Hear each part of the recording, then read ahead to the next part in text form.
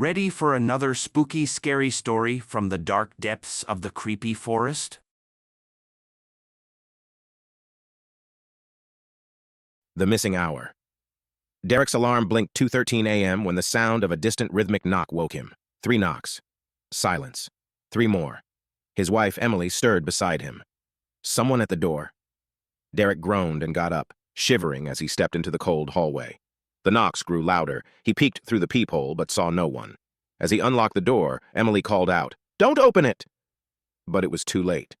The porch was empty, but something caught his eye, a cracked watch lying on the doormat. He picked it up.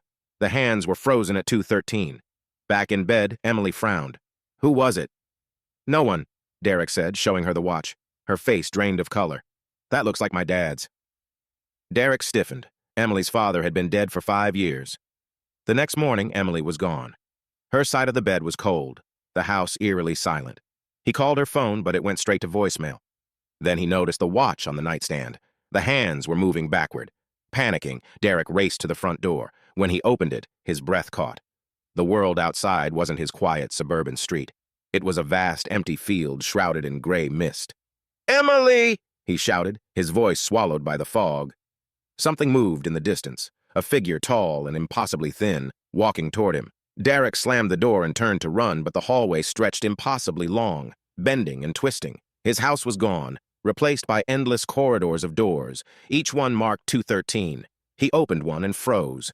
Inside was Emily, sitting at a dining table, her back to him. "Emily!" he cried, stepping forward, but as he approached, she turned. Her face was wrong, twisted, her eyes black pits, her smile too wide. "Why didn't you listen?" she rasped. Derek stumbled backward as the walls began to close in. The figure from the field stepped through the doorway, its hollow eyes fixed on him.